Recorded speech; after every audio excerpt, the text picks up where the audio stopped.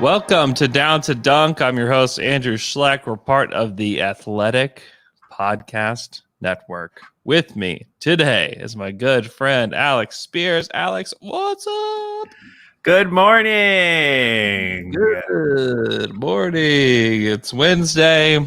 We've made it through halfway through training camp with the Thunder. They have an actual game this week. Yeah. Friday night. Who's your projected starting lineup, Alex? Okay. Well, Horford just got there. Just got there. He probably needs some time. He probably needs a minute. He's ready to work, though. He's already tweeted about it. Let him catch his breath. He doesn't need to start. I'm going to guess the three building blocks, Andrew. SGA, Dort, and Bazley. Dort's not here. Where is he? I don't know.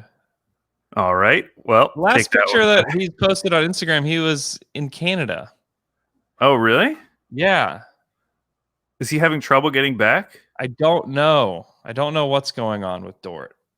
Okay. Well, but he's not here because we haven't talked to him. I mean, that's a guy that you figured that we would talk to him. Yeah. So he's either one of the guys that has COVID-19 or there's something else going on. I've heard that there's other things going on with players as well, not just COVID. So, but I don't know. I don't know. Okay, so SGA, George Hill. There we go. Okay, George Hill. You know what? Let's throw Muscala. Muscala Bay's front court. This is going really well so far.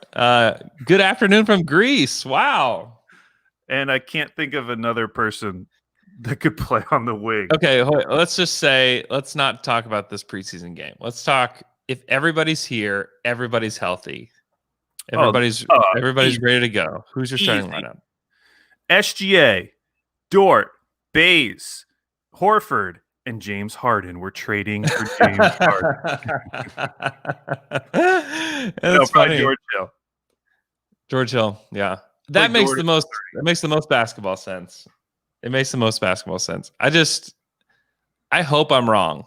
I hope I'm proven wrong this week. But I just feel like Hami could be the guy. Oh, Hami, yeah. Somebody messaged us because I guess Dagnall was saying that Hami could be a starter.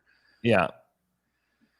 I just feel like that's where we're headed. I mean, he's definitely not a long-term starter, but I just feel like we're headed there. And a point that I made on the Dream Team show yesterday is that if you start George Hill, who is coming off the bench and like setting the table for your bench players?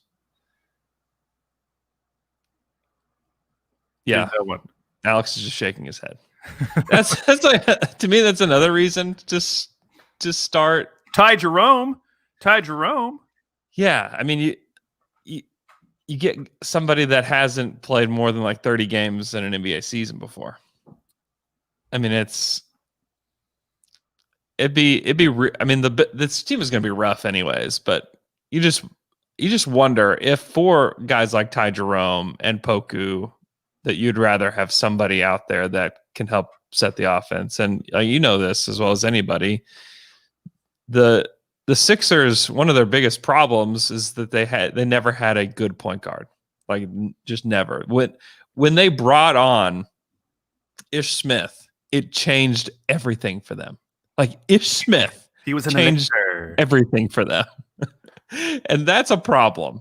That's a huge problem. And so I just wonder if they don't want to go down that road, especially when they've got these versatile guys that need like some kind of steady hand point guard out there. So I just wonder if they're just going to give SGA 35 minutes and then the rest to George Hill. And then George Hill can play alongside him as well, obviously. Now this game is only on the app. Is that correct? Yeah, it's the kind of stuff that the preseason stuff they do. It's on the Thunder app. So download the Thunder app, everybody. Watch the game. I think you can watch it on the website too, if you want to watch it on your computer. So it should be interesting. I don't know who's going to be available. I don't know who's going to play. I would guess Poku's going to play in this preseason game. Josh Lott says start Poku. That would be wonderful if they started Poku. But we'll see. We'll see what happens. It should be at least an interesting time. Alex, there's been so much James Harden Rockets stuff going on. I feel like we haven't heard from you on all of this. We need to know your thoughts on this whole James Harden saga. Oh man, what a saga it has been. I really am starting, as much as I dislike the Rockets and their fan base in general, some of them, this saga is pushing my limits of how much I can dislike a group of people before I start just feeling bad for them. They have been going through a lot. I can't imagine, because it's very sad, because that if we were in their shoes, we would be doing the same thing. Like if this had happened with Kevin Durant, we would have been like, "Oh, it's no big deal. He's just let Kevin do what he wants to do. He'll be back. It'll be fine." We would be doing the same thing. And it's very sad from the outside. It is looking in, because everyone on the outside can see that, like, even if he comes back, like something very, very bad has happened to the fabric of this franchise.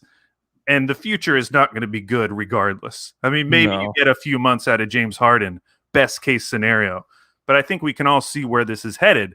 However, Andrew, I think that the Houston Rockets are uniquely positioned to be the first team to stand up to this new era of player empowerment and to reject James Harden's trade demands and say no. They're going to be the first franchise to put their foot in the sand, Andrew. And here's why. One, it's this weird COVID year. So, like, if you're worried about chemistry and all that, who cares? Like, the fans aren't going to be there. Like, this would be way more awkward if James Harden's back and he's, like, not wanting to play and fans are in the stadium saying, like, trade him, or, like, we hate you, James. They have signs or whatever. That would make it a lot worse. Two, if James Harden doesn't play, Tillman saves money. So, like, from Tillman's perspective, like, if he doesn't show up, like, this season's screwed already. If he doesn't show up, I've saved a few bucks. Big deal. Mm-hmm. And the deals that are out there, which for all we know is just the Brooklyn Nets deal, that deal is going to be there in February. They're not going to rush into some other deal for a lesser star instead of just waiting and seeing what happens with James Harden. That deal is going to be there in February. So I just think, hold on to him. Who cares? Like, this season's lost. It's not like the Houston Rockets are going to be contenders this year. Mm-hmm. Best case scenario, James Harden comes back, everything clicks, and they're like, 4th or 5th seed like they were last year. They probably got, like, a little worse this year, or maybe breaks out. Oh, come on! Oh, maybe come on! What is happening here? Maybe what is happening here? Yeah, okay. But I'm saying that's the best case scenario for the Rockets, is that they, like, are as good as they were last year. Like, they somehow maintain. That's the best case scenario. This is, but that's, like, serious delusion, though. Right? No, actually, I don't think it is delusion. James Harden has never missed the playoffs as the leader of a team. So, like, he's also. I don't know. I mean, that's coming from that. To me, that would be coming from a Twitter account where they're like, "Yeah, Harden just wanted to go in his last little bender. It's not a big deal. Just needed one more bender." But I'm just saying, like, would it shock you if James Harden just came back and was like, "Fine, whatever," and just played? And, it's James Harden, and he's a top 5 scorer in this league and probably top 3 regular season player, and it just, like, goes as well as it went last year. I don't think that's crazy. It's not like they had an amazing season last year. Like, Russ's last part of the season was, like, a big part of their season too, though. Yeah, and his first part of the season where he was awful was also a big part of the season. Like, I just don't think they're coming from this amazing place. It wasn't like when they had Chris Paul and they were at the top of the conference winning, like, 65 games. Like, they were already a mediocre team. Anyways, I'm just saying that's the best case scenario. From Tillman's perspective, if he comes back and he's sitting out and he's being a cancer to the team and a cancer in the locker room and being this terrible person, like, who cares? Who cares? Who on your roster are you like worried about them long term? Like, this team's gonna blow up. So I just think they should stand up to him. Just don't trade him. He's got 2 years left. Don't trade him. Stand up to him. Why not? I mean, this is going to happen to Oklahoma City eventually. Do people not think this is going to happen? We're always going to get the perfect player who wants to stay in Oklahoma City. Eventually, we're going to have someone who wants out of Oklahoma City. Yeah, but I mean, Presti's already proven what he's going to do in these scenarios. He's not going to let it get to this point. And that's where like the inexperience of this Rockets front office is blowing up in their face. Because Daryl Morey jumped ship because he knew this was going to happen. Right. And so he's gone. He's like, "Hey, Raphael Stone, good luck, my man." And he's just like excited. Let's go. Yeah, we're not trading James Harden. And it just is all blowing up in his face. I mean, he doesn't know what to do. I mean, it's a bad place to be. But if you're Sam, I mean, Sam's already proven what he would do if that happens. He's done it. He's done it 3 times. What? So, get nothing back for KD? I mean, obviously the Durant thing blew up in his face for sure. And I think he learned from that. But I'm saying, like, with Paul and with Russell and then with Chris, I mean, it was very much a partnership on all of those trades. And you can't argue with the results. The results have been very much in the Thunder's favor when they do that. So, I mean, as long as Sam Presti is the general manager with the team, then you can say, yes, we know how this will be handled. We know how this will happen. I mean, if he was the general manager of the Rockets, he would have been working with James Harden over the offseason to find him a different landing spot. I mean, that's what would have happened. And then maybe he does come in and he's like, "Hey, listen, like we can't find you a place yet. Just come in and play." And then, like, when there is like some kind of like ownership between the two of them, like partnership in what's going to happen, then maybe, yes, you do get that best case scenario. Right now, I mean, they have the Kentucky Wildcats of yesteryear playing with James Harden.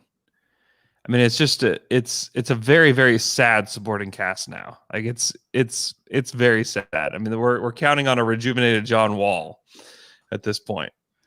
I mean, it's terrible, but I don't think you make it any better by accepting the Nets deal and like capitulating to Harden. That doesn't help you long term. Yeah, no, I mean, I'm shopping. I'm going to lots of different teams. I mean, I would call the Warriors immediately and just say, "Hey, how are we going to get this Minnesota pick and James Wiseman?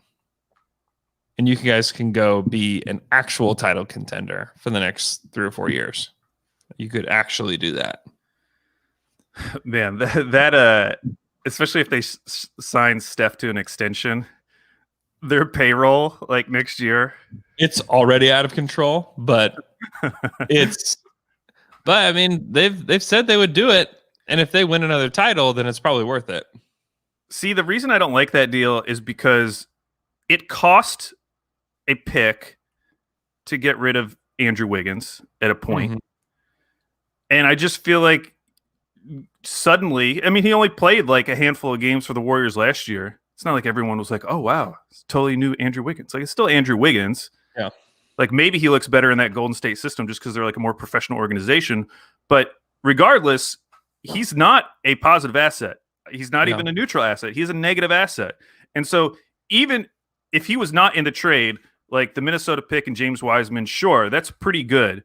Because something I laid out on Twitter yesterday is that for all this talk about how OKC owns the Rockets' future, they actually own their 22 and 23 pick. Mm-hmm. So it would be great for them if they got that deal. Minnesota's bad, and then they just tank the next 2 years. They get their pick. Seems like a very obvious path. I don't think they would do it, but it seems obvious. But if you just have those 2 picks, well, Wiseman and the pick, And then you're throwing Wiggins into that. Like, I need more now. Because now I'm taking back your terrible contract that I don't want. Yeah.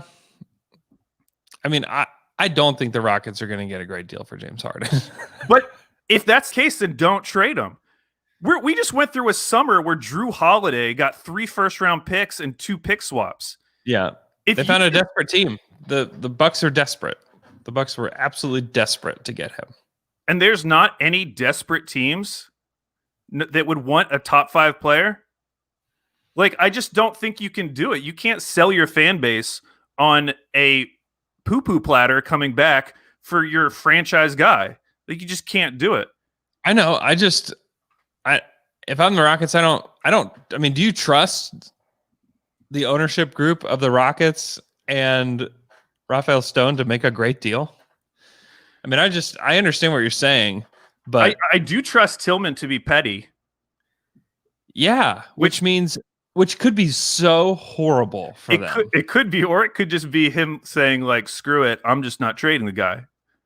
If he doesn't want to play, he doesn't have to play. I don't have to pay him.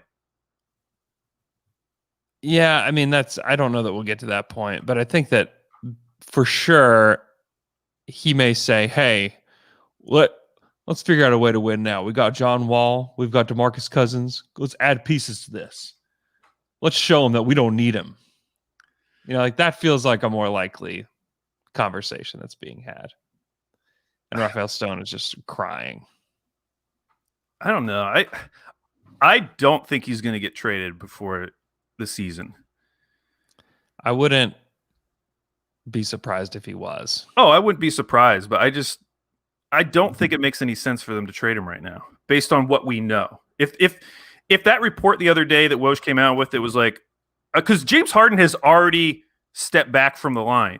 He already came in and said, okay, well, if the Brooklyn thing's not going to work, I'd also be cool with Philly. And then Woj said, and some other contenders. Yeah, which means trade me now. Right, but that means that he's already backed off of his stance from 2 weeks ago, which was trade me the Nets. It's the only place I want to go.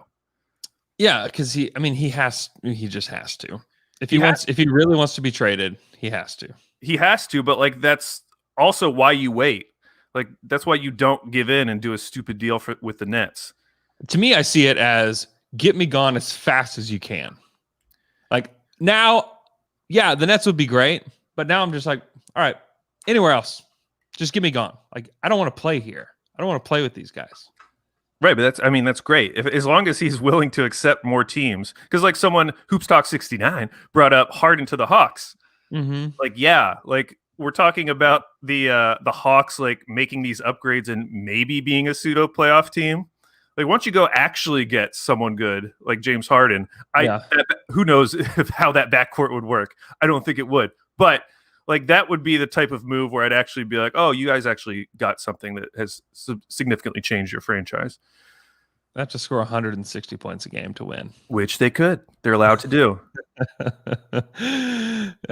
Who's in that trade? Who's in that trade for the Rockets? All their young guys that they're about to not play. Just talk about a poo-poo platter. You want to talk about a poo-poo platter, Alex? No, that's a great tanking platter, Andrew. They could get that sweet tanking platter and it'd set them up beautifully and then trade away all their old guys.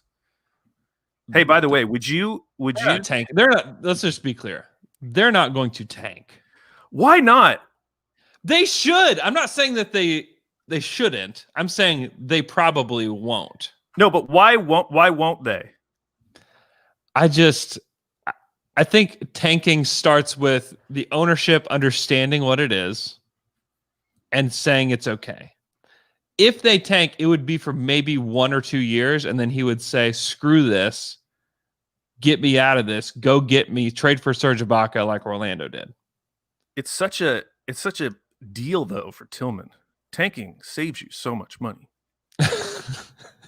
It does, but eventually it doesn't. If you can stick to it and build a contender, it's great for ownership.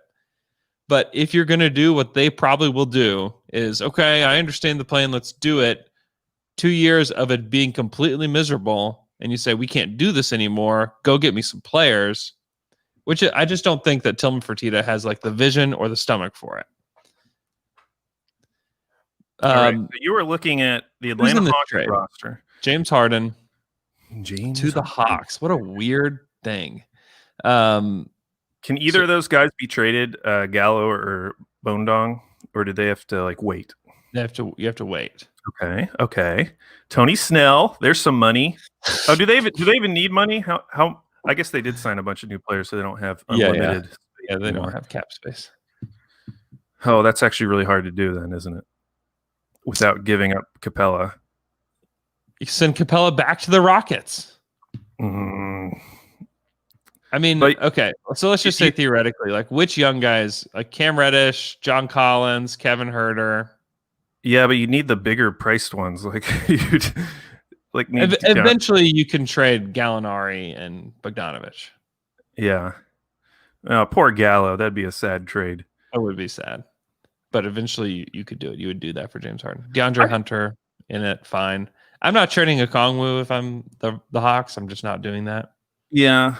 I mean, I understand why it feels like there aren't a lot of suitors for James Harden. It makes sense. It's not like his actions over the past 2 weeks is getting any team like super excited to trade their future for him. But it's just so hard to find that type of player in this league. And in a season that, like, outside of the Lakers feels pretty wide open, I just find it hard to believe that there's not a team out there that would just say, you know what, this is our shot. Kind of like the Raptors did with Kawhi, and maybe the Raptors are an option. Yeah. That would just say, hey, let's just get James Harden in here. We have a ton of faith in our organization. We know he can be an amazing player. We think we know how to build around him. We have a better coach. I don't know. There has to be someone, Andrew. Well, let's walk through it. The Bucks. Just say yes or no. I mean, honestly, that would have been a better option than Drew Holiday, but I don't feel like it's could be done now. Okay, Raptors.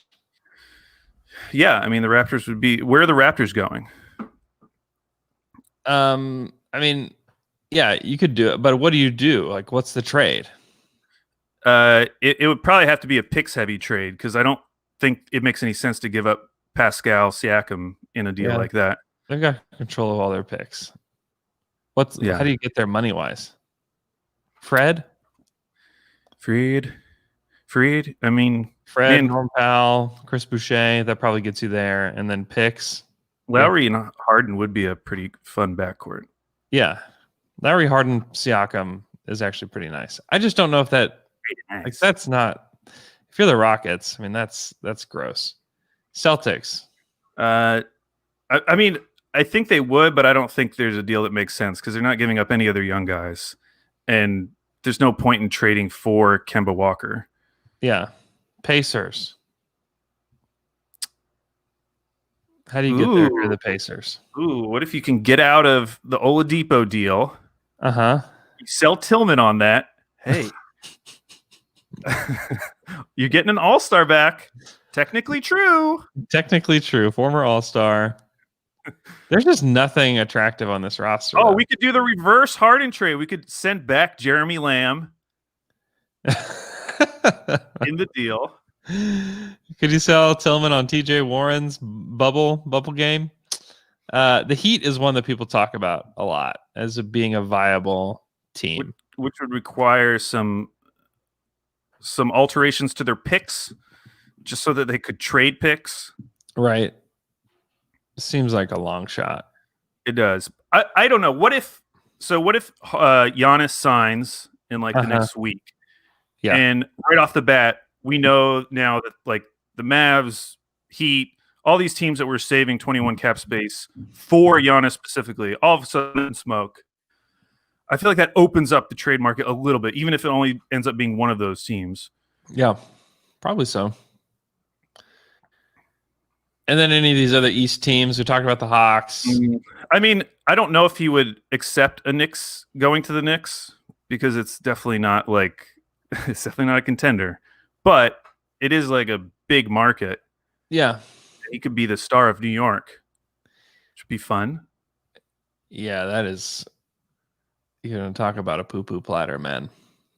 Well, yeah, they'd have to send back like their young guys. It'd have to be like Obi Toppin which already feels too old for this Houston Rockets tank. Too old to tank. Too old to tank. Too good to tank. Too old to tank. He hasn't played a game. He's too old to tank. Yeah, he's almost 3 years older than RJ Barrett, who was drafted in the year before him. Wow. Yeah, it would have to be RJ Barrett and like a picks thing, which old Knicks I feel like would do it. I don't know about new Knicks. Everyone thinks new Knicks are very smart. That's just straight up gross. That's what you get for James Harden is RJ Barrett and picks. Yeah, that's just. I'm just trying to create more leverage. Give them some more options. Here's why I'm rooting for some kind of Warriors deal, which I don't think there's really any chance of it happening. But if the Rockets did that deal, one, it makes the Warriors good enough so the Thunder keep their pick. Correct. And then it makes the Rockets bad enough to where the Thunder may get another top 10 pick. It's the ultimate Thunder trade for 2021 draft. Maybe we could facilitate it. Maybe we could send them that $2 million that we got in the Al Horford deal. Just, hey, you guys can split this. If you get this done, you can each have $1 million. Yes. We'll gladly facilitate this because it ensures like one additional first round pick plus a much worse Rockets pick. Who's Alan Smalagic? Smalagic. I don't know. Who is Juan Toscana Anderson? I've never. Who's Michael Mulder? Who are these people? These must be Exhibit 10 guys. Oh, okay. I mean, they have to be. Ooh, Axel Tupain. That's a cool name. That is a cool name. Yeah, because like right now, as constructed, the Warriors without Clay is kind of a rough group. You have Steph, Draymond, Oubre, then you have Wiggins. Ooh, Andrew, what about this? What about this idea? Uh-huh. James Wiseman, the Warriors pick, and Klay Thompson. Yeah, I've kicked around that idea as well. Would you do that? Arguably a worse contract than Andrew Wiggins. Yeah, it's longer, it's bigger. You can sell Tillman.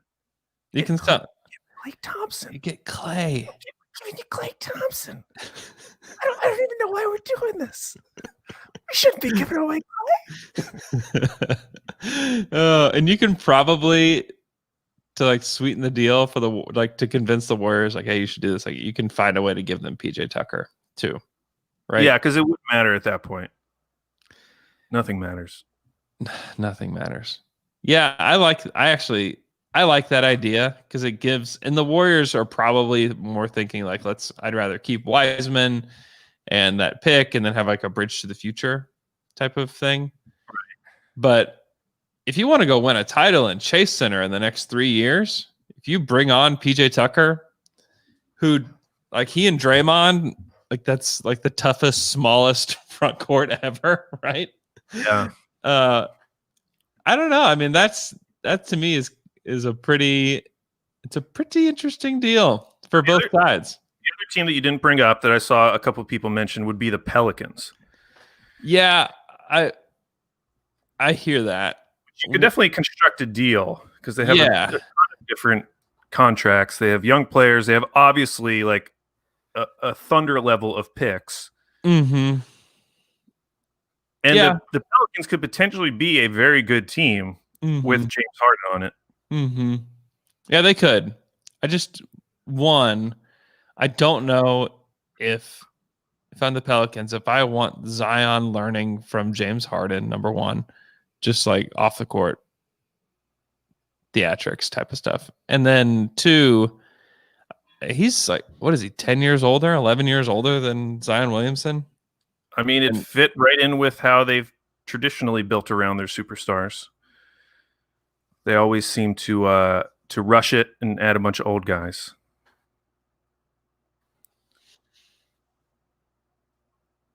Andrew, you are frozen. Yeah, man. It just feels like then we're heading Zion to the Lakers 2027. I mean, that's what everyone's saying anyways. I don't like that. It's the life of the small market. This is what happens. You have to win a championship on the rookie deals. Well, at least on their second deal. Yeah, within like the first 7 or 8. Yeah, you got 7 or 8 years. But this, like, I mean, James has got 2 years left. You basically have to win it in the next 2 years. Yeah. Which they got a great coach. Got a great coach. They do. I think James Harden would like playing for Stan Van Gundy. Did you hear JJ Redick's quote from training camp? Yeah. Doesn't sound like it's a James Harden type of coach. Oh, it's definitely not. I mean, that would be 180 from what he had in Houston. Yeah, where Mike D'Antoni in interviews says, well, James knows the game better than I do. It's like, oh, gosh, no. Oh, it's so good. Okay, let's take a quick break, and then we are going to go into our Western Conference over-unders. And we're back from that break. Time to go to Western Conference over-unders. Western Conference over-unders. We've made it to the Western Conference. And today we're going to go over the teams that didn't make the playoffs last year in the West, which would be 7 of them. More teams make the playoffs than don't make the playoffs. This year, with the play-in tournament, it's going to be, there will be 5 teams that are not involved in some way. Stupid league.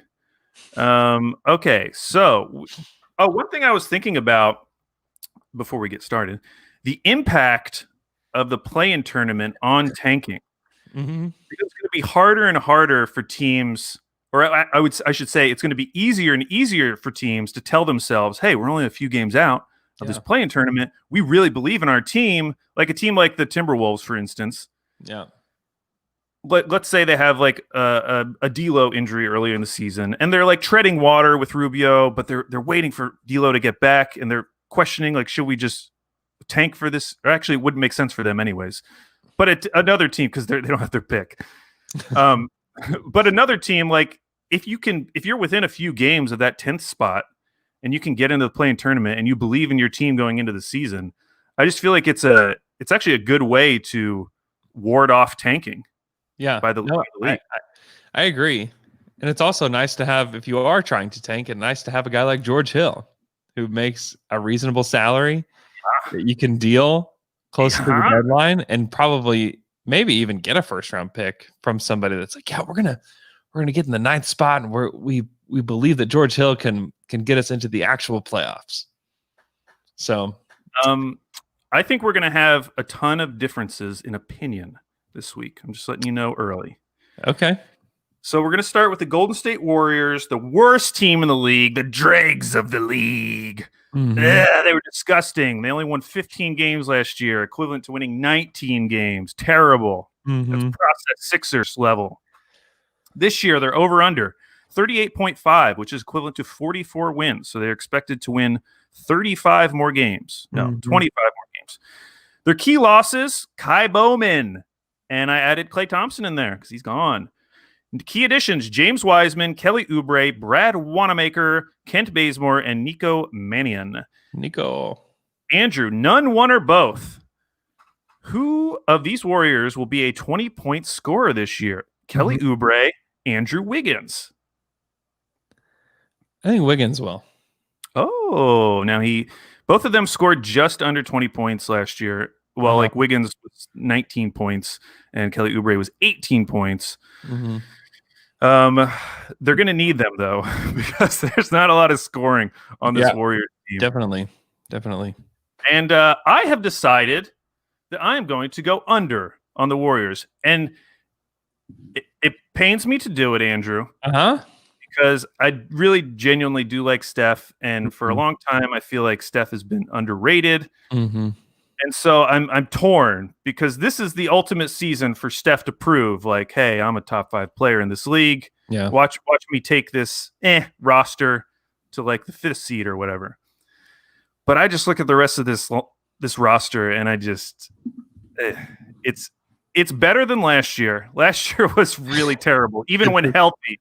It is better than last year. Even when healthy, last year was disgusting. Yeah. So it's better than that, but also that was 19 wins. Yeah. And if you remember early in the season, like they were terrible. Even when Steph was healthy, they were getting blown out at the beginning of the season. It's true. I don't think that's going to happen this year, but also asking them to win 44 games, which is above a 50 or above 500 team. Mm-hmm. It's so hard to figure this out. That's 72 games. I know. Yeah. I'm taking the under. I just don't have a lot of faith in this team. I'm gonna take the over. I think they can get there. I also think a piece of the puzzle with them at the start of last season is they had so many runs to the finals. And how many years in a row was it that they went to the NBA finals? Was it 5? I mean, that is the mileage that you put on, like the extra mileage that you put on year after year after year, the exhaustion of the last Kevin Durant season, I think that is a part of that puzzle where they just started so poorly. Also, D'Angelo Russell was clearly not a great fit with that team.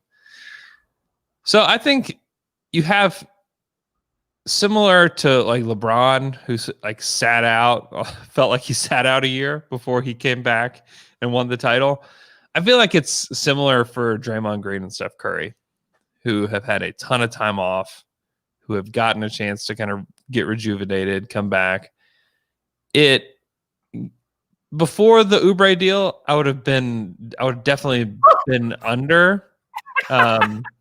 Listen to you, the big Oubre guy. I don't like Kelly Oubre, but sounds like it. He is a nice NBA player that is better than what they had before. And they just got to just add him to the roster. They didn't have to give away anything. They just got to add him to the roster. I think that's helpful. Just to have competent NBA players taking up minutes is a thing. And so I don't know. I think they're going to be a rejuvenated team. I think they're going to have some energy about them. I'm not saying this is like a 55-win team. I don't think they're going to be a great team, but I think they could win 47, 48 games. Well, that would not be good for you because a 44-win pace in a 72-game season is 51 wins. Yeah. It have to be a 51-win team. Did you listen to the Low post with Kevin Pelton? I did. He projected the Warriors to be the second worst team in the Western Conference. Isn't that crazy? Yeah, I don't know what to think about that. It's very interesting. It is. His computer spits out some wonky things every once in a while, though. Oh, hating on Pelton's computer. Yeah. Oh, yeah. I've heard good things about that computer. Okay. Moving on. So we differ. I went under. You went over.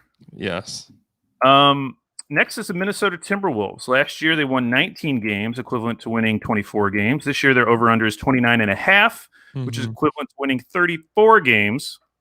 Their key losses, James Johnson. That's it.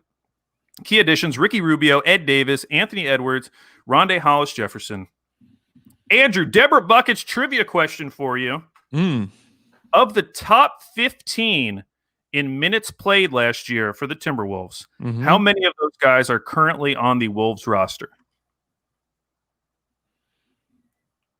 I thought they only lost James Johnson. Well, they could have made some trades last year during the season. How many of them of the top 15? Yeah, are still on the team. 4? That is correct. Josh Okogie, Jarrett Culver, Karl Anthony Towns, and Malik Beasley. Wow. My point in saying that is that they were terrible last year. They were really bad. But I think a lot of people in their head just think that they were bad and also healthy. But like Karl Anthony Towns missed half the season. Their best player, a guy who everyone agrees is like top 20 in the league, missed half the season. All those guys they brought in, Malik Beasley, Juancho Hernan-Gomez, D'Angelo Russell, none of those guys played more than 15 games for them. They were an awful team. But none of those guys that are going to be on their roster this year really contributed that much. I mean, their top 2 in minutes played were Josh Okogie and Jarrett Culver, a rookie and a second-year player. They were a young, bad team last year. And I do think they're going to get a boost beyond just what natural season continuity, like players coming back, because they're an entirely different team.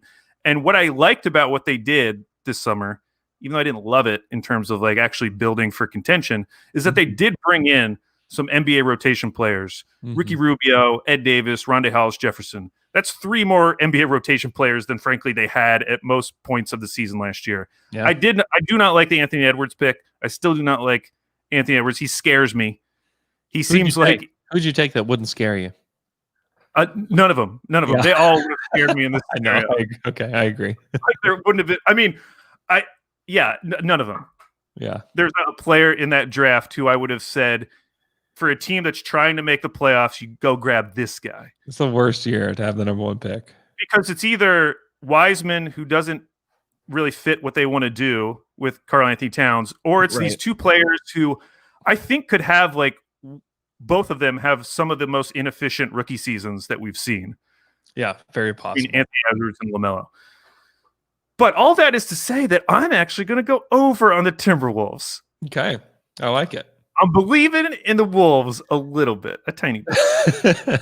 Believing in the Wolves a little bit. Yeah, I'm with you. Wow. I think Rubio helps a lot. I mean, I talked about the Thunder like needing a table setter for their second unit. Just having a pro point guard that you can throw out there to trust to get touches to the right players. He's going to make the right plays. Ricky Rubio is a really good defender. And to have a good defender at the point of attack, I think is very helpful for a guy like Towns who, I think he helps. I mean, he helped the Suns a lot last year improve to where they were. He was a very helpful player to the Utah Jazz. I think that he's a guy that just comes in and he just raises the level of your team.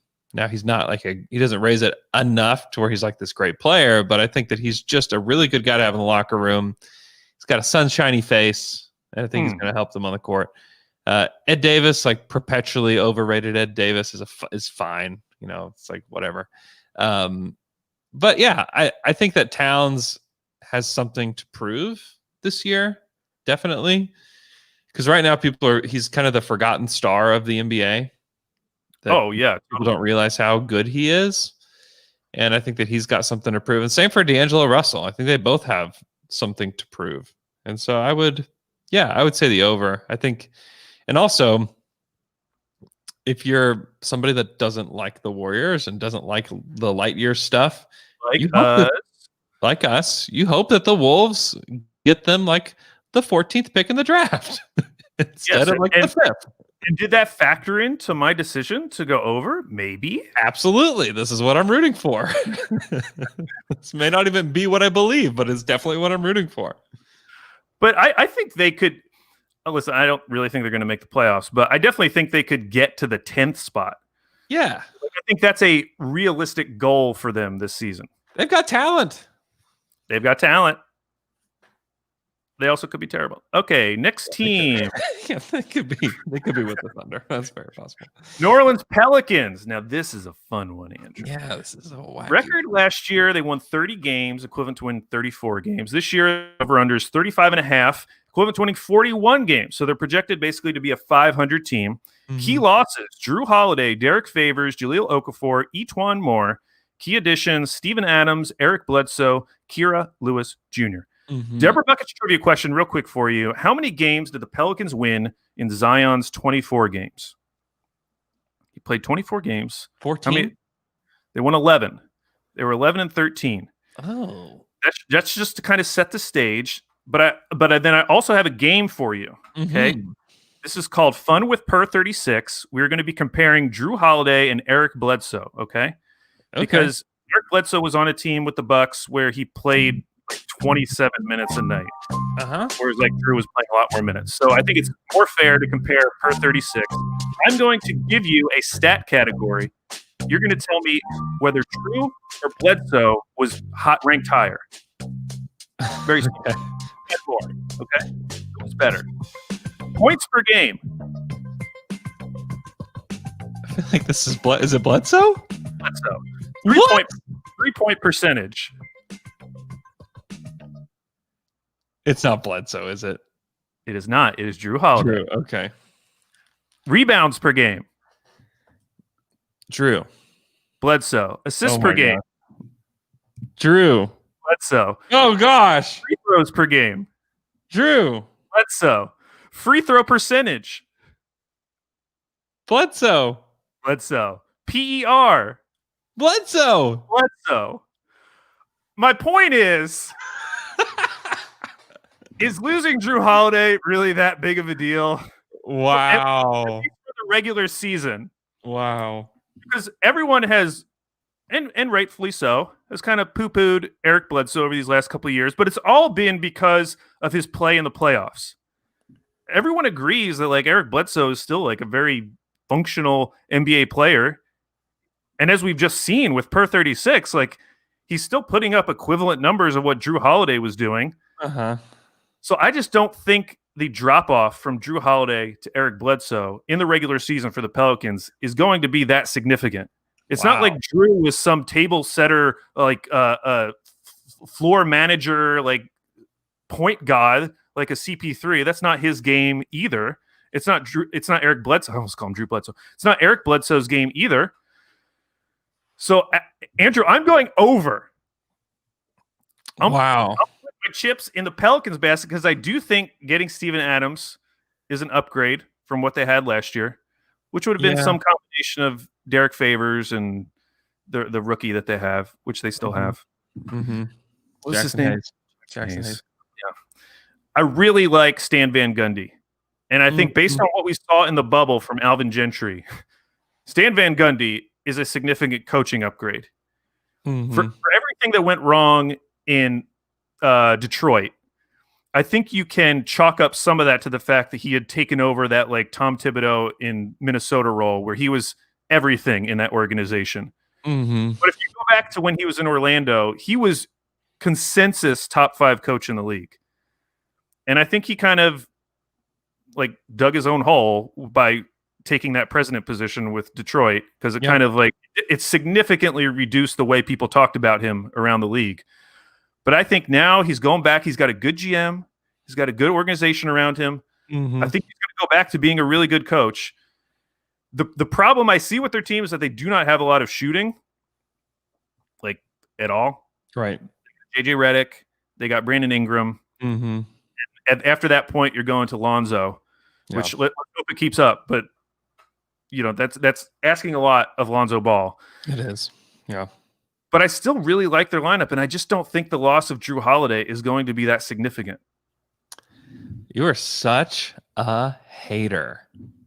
Yeah, when a guy goes for 3 unprotected first and 2 swaps. You are such a hater. I make a relatively convincing case that in the regular season, there's not that huge of a difference between Eric Bledsoe and Drew Holiday. Yeah, I would also say like Eric Bledsoe played with Giannis last year, and Drew Holiday played with the team that he played with.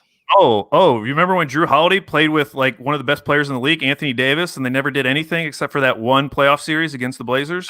I'm not saying that Drew Holiday is like some superstar, but I think he's a lot better than Eric Bledsoe.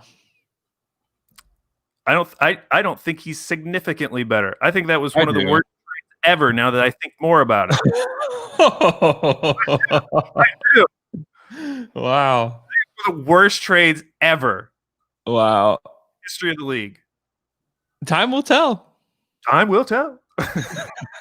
We will find out. Oh, you have the over Under. on 35.5. Yeah, it's equivalent to them being a 500 team.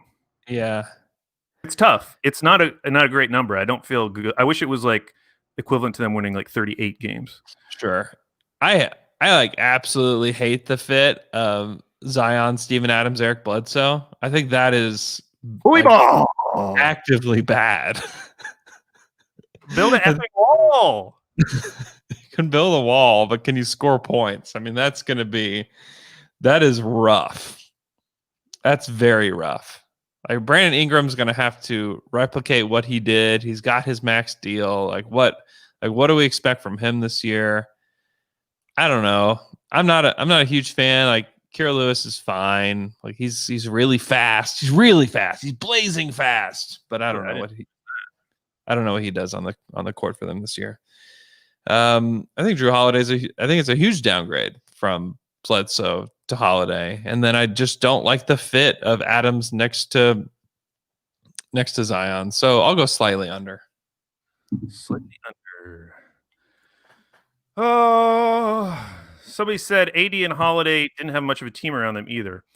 I get it, but like the way those guys, or the picks that those guys are getting back for them, suggests that the Pelicans were breaking up like one of the greatest teams of all time.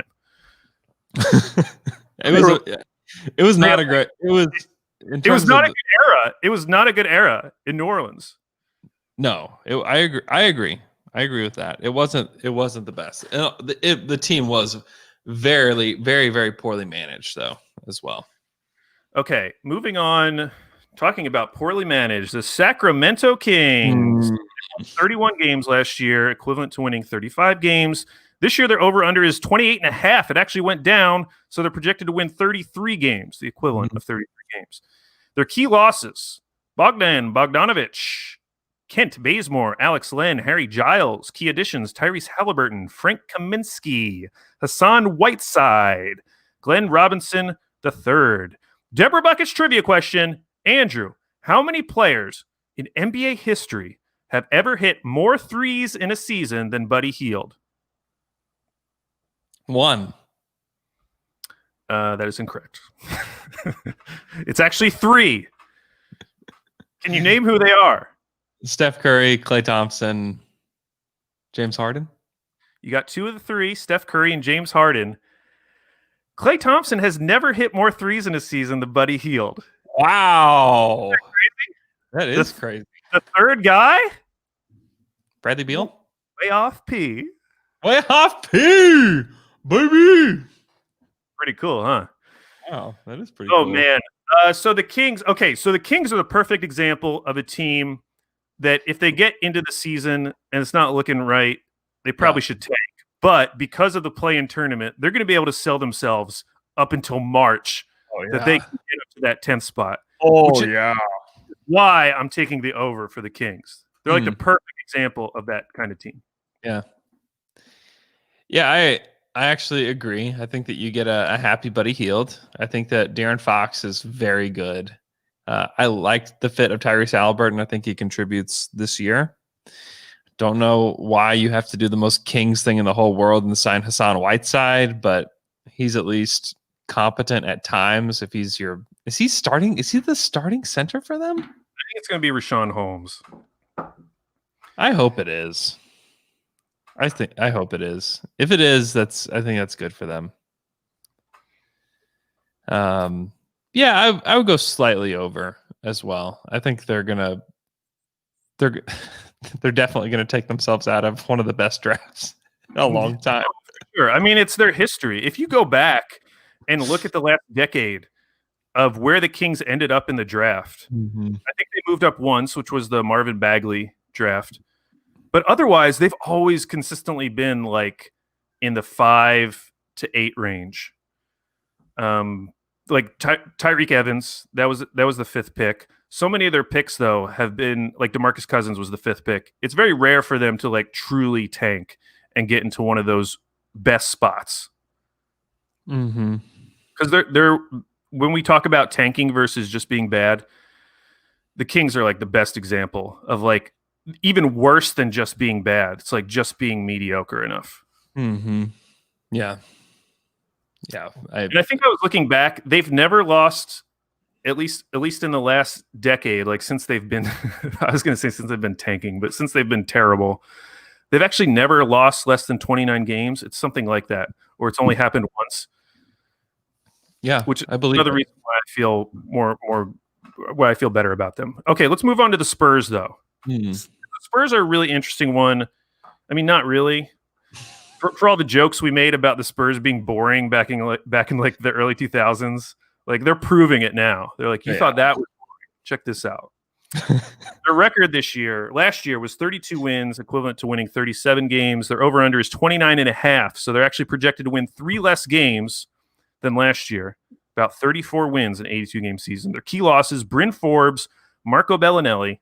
Key additions: Devin Vassell, Andrew, my crystal ball for you, which gets into something that Mikey Berra has been bringing up in our group chat. Who will be the Spurs' leading scorer after the trade deadline? DeMar DeRozan.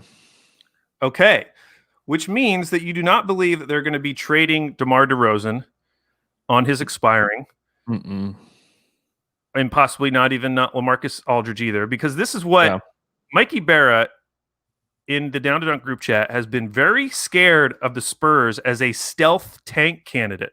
Mm-hmm. He's worried that they could easily get off of DeRozan, they could trade away Aldridge, and all of a sudden you look at that team and it's super young and would be potentially super bad.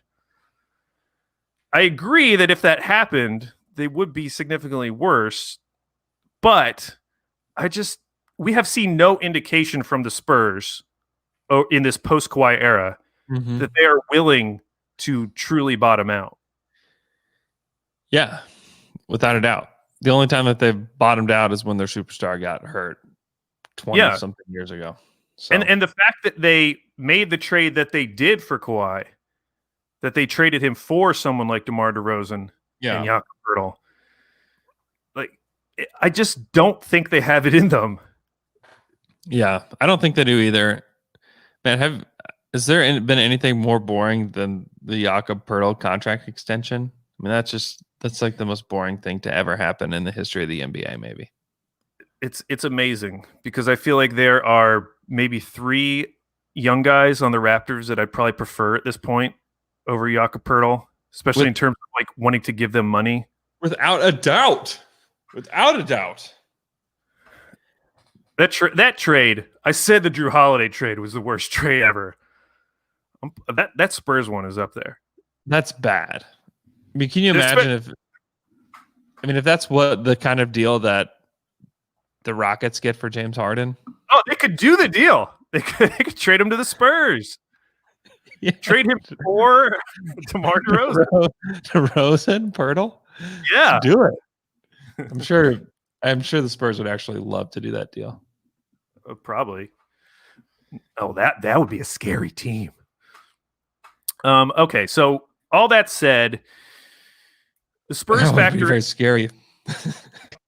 The Spurs factor into the play-in tournament thing as well, because even if they're bad, they're going to be close to the 10th spot, so they're going to be incentivized to keep winning, which is why I think I'm going to go over with them.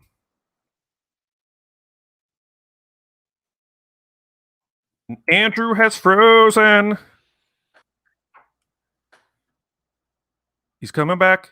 My back. I'm back. You're back. Oh, boy. All right, Andrew, are you going okay, over? I'm back. Yeah. Oh, definitely over. Okay. You have time to do 2 more. Let's do it. Okay. Next, the Phoenix Suns.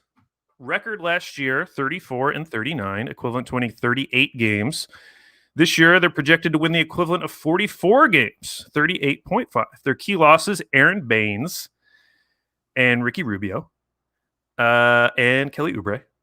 Sorry, I'm doing these off the top of my head because I only wrote down Aaron Baines. And as I was saying it, I was realizing there were a lot of other guys. Ty Jerome.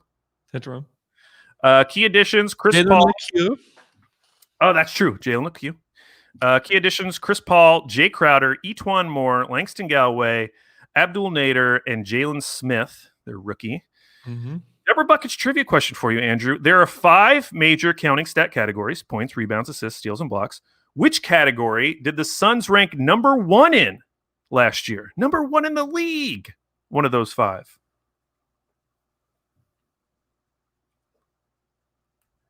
Rebounds? Incorrect. It was assists. They had more assists per game than any other team in the league. Wow. Which I just wouldn't have guessed. Yeah. They don't have. I mean, Rubio, obviously, and Booker, but none of those guys are like double-digit a night assist guys. I'm kind of surprised by that.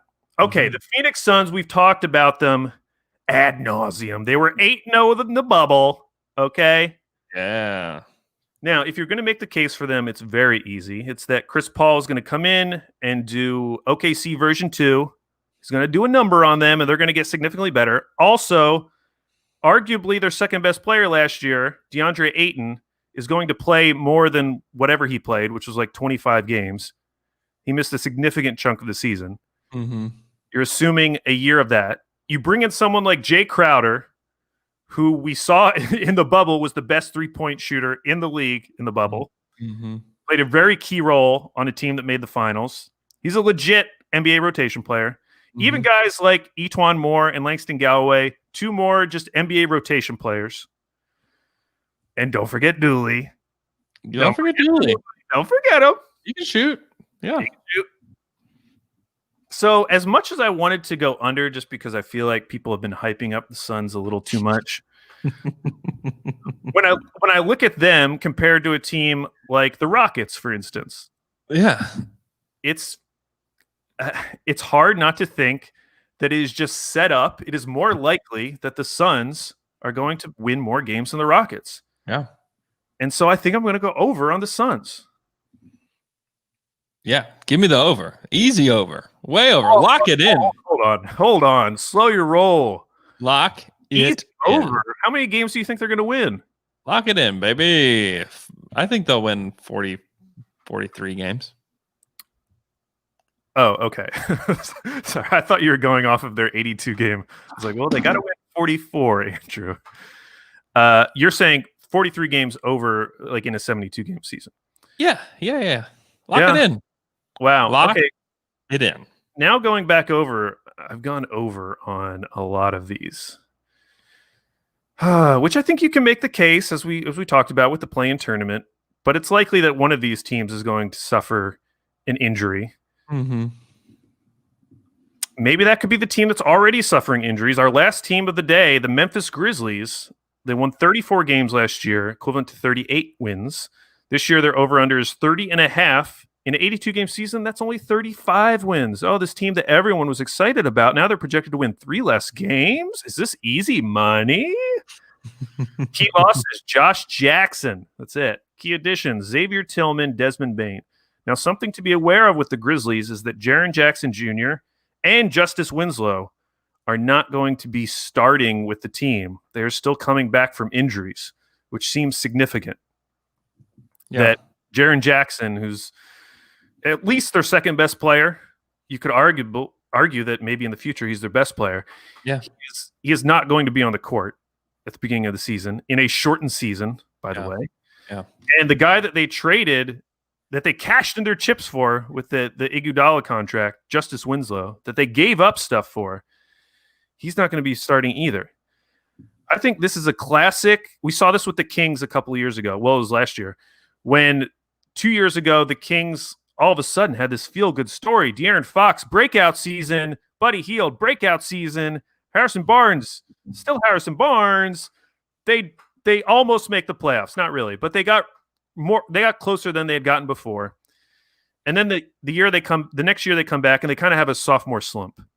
I think we could be in for a Memphis Grizzlies sophomore slump. As much as we all like their team, we all like their young players, we like Ja Morant, we like Brandon Clark, we like Jonas Valanciunas, not young, but it was just the next player I could think of.